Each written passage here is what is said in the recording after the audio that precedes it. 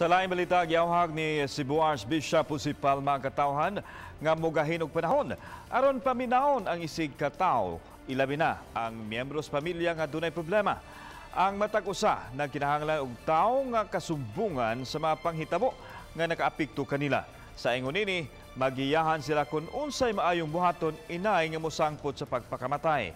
Pagpahinumdum kini ni Palma subay sa nahitabo sa usa ka lalaki nga miambak kagahapon sa usa ka edipisyo dinhi sa Dakbayan, Sugbo.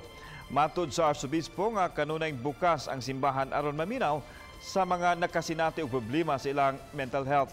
Sumapak pakini sila ang angayan nga hatagan og seryosong pagtagad.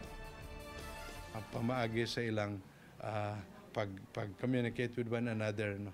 Instead of feeling alone.